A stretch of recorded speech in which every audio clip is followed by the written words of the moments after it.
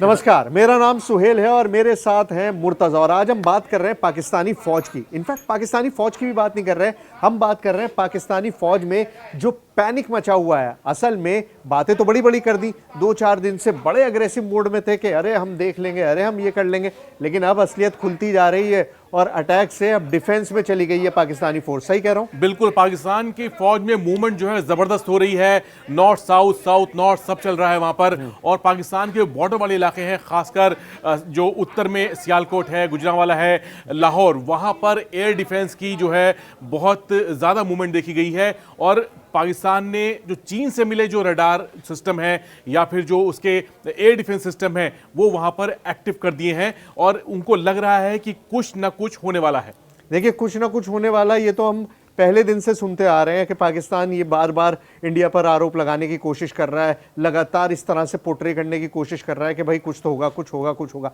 भाई जब गलत किया है तो सज़ा तो भुगतनी पड़ेगी, और क्योंकि दिल में चोर है, चोर की दाढ़ी में तिनका है, तो अब अपने आप को सेफ करने की कोशिश की जा रही है। पाकिस्तानी फौज इस वक्त ये नहीं सोच रही है कि हम अगर इंडिया ने अगर हमला किया तो हम जवाब देंगे। जवाब देने की तो कोई बात ही नहीं है, सिर्फ सेल्फ प्रिजर्वेशन जिसे कहा जाता है कि यार किसी तरह से बचा लूं जो है थोड़ा बहुत, यही बात है। बिल्कुल। और इस वक्त पाकिस्तान को सिर्फ भरोसा है वो अपने चाइनीज हथियारों पर है। हाँ। चाइनीज हथियार कौन से? एयर डिफेंस सिस्टम में पाकिस्तान के पास जो FM-90 है वो 15 से 20 किलोमीटर की रेंज में जो हेलीकॉप्टर्स या ड्रोन्स या फिर नीचे उड़ते हुए जो फाइटर जेट्स हैं उनको निशाना बनाने के लिए वो गुजरांवाला और सियालकोट में तैनात किए गए हैं, जो वहां पर उसकी 6 आर्मर डिवीजन भी तैनात है जो मंगला स्ट्राइक कोर के तहत आती है। इसके अलावा लाहौर जो उसका एक बड़ा इलाका है जहां पर उसके पास मुरीद के जो है वहां पर हाफिज सईद का अड्डा भी है, लश्कर का अड्डा भी है। वहां पर उसने HQ-16 एयर डिफेंस सिस्टम है जिसकी रेंज 70 किलोमीटर है, वो भी वहां पर तैनात किया हुआ है। और सबसे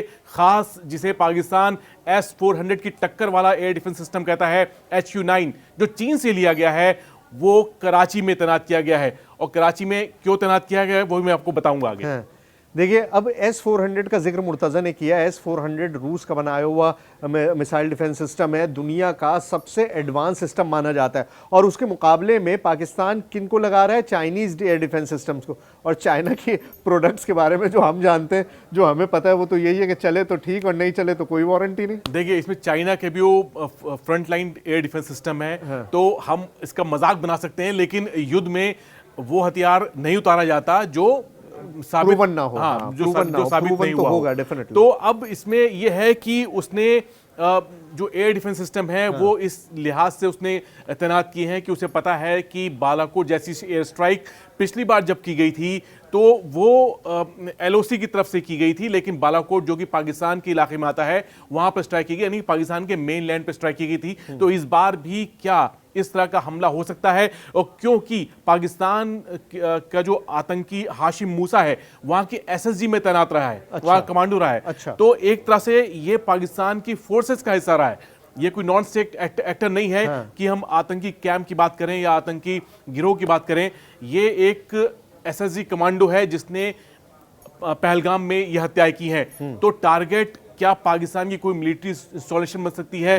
क्या SSG कोई अड्डा बन सकता है? यह भी देखने वाली बात है। तो इस वक्त गुजरांवाला, सियालकोट और उत्तरी जो पाकिस्तान है वहां पर फोर्स की कंसंट्रेशन बहुत ज्यादा है। देखिए, POK क्योंकि नॉर्थ में है पाकिस्तान के, और पाकिस्तान एक्सपेक्ट कर रहा है कि जो भी इंडियन एक्शन होगा वो हमारे नदन हिस्से में ज्यादा चांस है होने के। इसी वजह से फोर्सेस को मूव किया जा रहा है, लगातार मूवमेंट है। जो उनका दूसरा बॉर्डर है ईरान के साथ, जो बॉर्डर है अफगानिस्तान के साथ जो बॉर्डर है, वहां से भी मैंने सुना बहुत सारा फोर्स मूवमेंट हो रहा है और उनको लेकिन एक जो खबर बहुत इंटरेस्टिंग है वो ये है कि आपका जो फर्स्ट लाइन ऑफ डिफेंस होता है वो आपके फाइटर प्लेन्स होते हैं, क्योंकि सबसे पहला हमला अगर कोई एयर स्ट्राइक होती है, लेकिन फाइटर प्लेन्स को भी छुपा रहे हैं। देखिए, पाकिस्तान इस वक्त स्कार्दू जो POK में है वहां पर आमतौर पे फाइटर स्क्वाड्रन तैनात नहीं की जाती हैं, क्योंकि उनके साथ कुछ भौगोलिक ऐसी दिक्कतें होती हैं कि वहां पर जो एयरक्राफ्ट हैं ऊंचाई पर लगातार ऑपरेट नहीं करते हैं। इमरजेंसी के हाथ में उनको वहां तैनाती की जाती है, जैसे भारत में लेह में भी ऐसा ही है। तो स्कार्दू में इस वक्त JF-17 की स्क्वाड्रन तैनात की गई है। JF-17 वो भी एक चाइनीज जहाज है जो पाकिस्तान में असेंबल किया जाता है। हालांकि पाकिस्तान का दावा है कि वो बनाता है, लेकिन वो असेंबल किया जाता है। अब ये जहाज जो है स्कार्दू में तैनात किया गया है, उसकी एक स्क्वाड्रन वहां पर है। तो वहां पर पाकिस्तान को खतरा है कि ये जगह अगर POK के आसपास के इलाके में अगर कोई थ्रेट होता है या फिर कोई एयर अटैक होता है तो उसको काउंटर कैसे किया जाए। इसके अलावा जो F-16 है वो कराची के अलावा सरगोदा एयरबेस जो है वहां पर तैनात है। तो जो मैं बात कर रहा हूँ, मैं ये कह रहा हूँ कि सरगोदा वगैरह तो ये है जो जहाँ पे उनके तैनाती होती है अमूमन, और क्योंकि इंडिया का आपको कवर करना है तो जो एयर थ्रेट्स हैं वो वहीं बड़े शहरों पे हैं, तो वहाँ उनके आसपास उन्होंने अपने स्क्वाड्रन्स लगा रखे हैं। लेकिन ग्वादर में ले जाके F-16 को रखा गया है। ग्वादर से आप जाहिर बात है इंडिया को तो नहीं डिफेंड कर पाएंगे।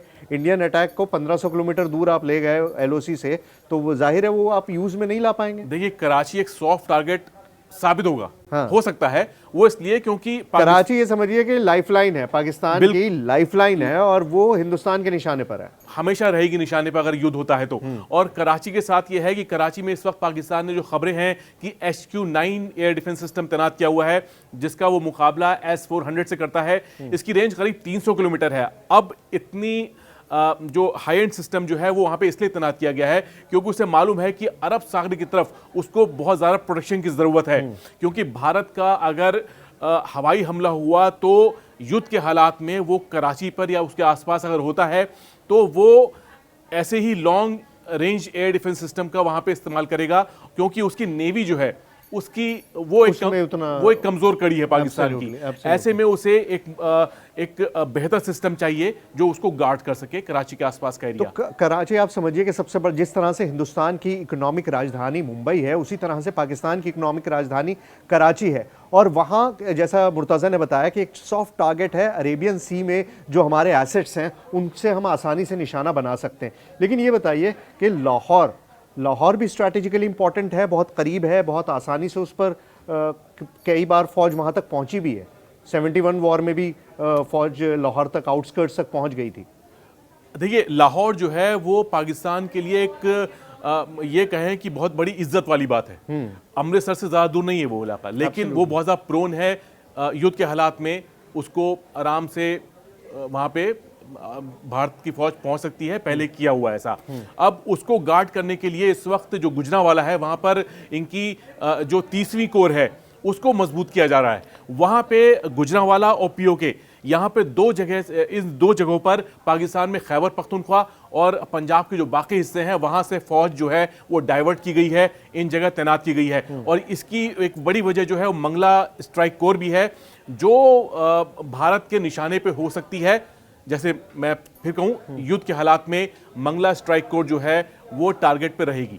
मंगला स्ट्राइक कोर टारगेट पे रहेगी। मैंने बताया आपको शुरू से, ये हम बता ही रहे हैं कि लोकेशन बदली जा रही है, एसेट्स का मूवमेंट बहुत ज़्यादा हो रहा है, और उन एसेट्स के मूवमेंट को देख के हमें जो पाकिस्तान की मनोस्थिति है, जो इस वक्त उनके जहन में चल रहा है, जो कमांडर्स हैं, जो टॉप लीडरशिप है, उनकी परेशानी, उनकी बेहाली जो है वो इस मूवमेंट से पता चल रहा है। एक तो होता है कोहेसिव मूवमेंट, जैसे इंडिया अपने फोर्सेस को मूव कर रहा है और लगातार उसमें लॉन्ग रेंज मनूवर्स हो रहे हैं, एक तो कोहेसिव मूवमेंट होता है। लेकिन जो पाकिस्तान में हो रहा है वो कहीं से भी कोहेसिव नहीं है। ऐसा लग रहा है कि किसी को भी नहीं पता कि करना क्या है, कोई इधर भेज दे रहा है, कोई इधर भेज दे रहा है। लग ही नहीं रहा है कि ये एक बहुत डिसिप्लिन्ड आर्म्ड फोर्स है। देखिए बहुत बड़ा सवाल मेरे जहन में उठा, वो ये कि जब पाकिस्तान को पता था कि पहलगाम में आतंकी हमला होने वाला है, हाँ, क्योंकि पाकिस्तान ने प्लान किया, आसिम मुनीर के अंडर सुपरविजन हो रहा है, ISI की देखरेख में हुआ, एब्सोल्युटली, और उसमें उनका SSG कमांडो में शामिल है।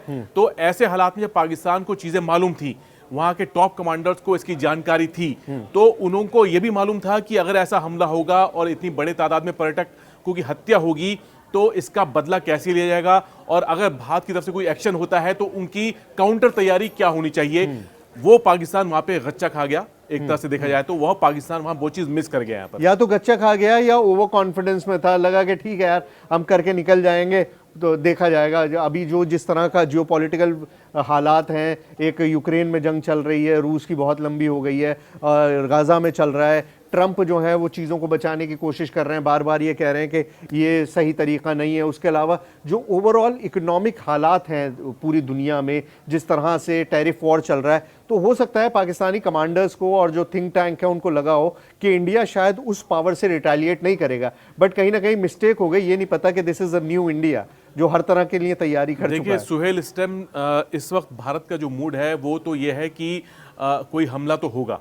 हम जो पॉलिटिकल लीडरशिप है उसकी मीटिंग लगातार हो रही है। Absolutely. और इस मीटिंग के बाद ये लगता है कि आज के बाद कि अभी बहुत ही खामोशी रहेगी और हो सकता है कि अगले 24 घंटे 48 घंटे, जैसा कि पाकिस्तान के जो मिनिस्टर हैं वो भी दावा कर रहे हैं कि इस तरह के हमले हो सकते हैं, तो पाकिस्तान भी मान रहा है कि हमला हो सकता है और वो अपने को इतना कमजोर फील कर रहे हैं। उनके मंत्री, प्रधानमंत्री से लेकर उनके रक्षा मंत्री और बाकी सूचना प्रसारण मंत्री जो हैं वो इस तरह के बयान दे रहे हैं, तो इससे ये लगता है कि पाकिस्तान जो है कहीं से कमजोर जरूर फील कर रहा है। तो जब दुश्मनी मान ले कि हमला होना है तो डेफिनेटली हमला होगा। अगले 24 से 36 घंटे बहुत इंपॉर्टेंट है, नजर बनाए रखिएगा, हम लगातार आपको अपडेट्स देते रहेंगे।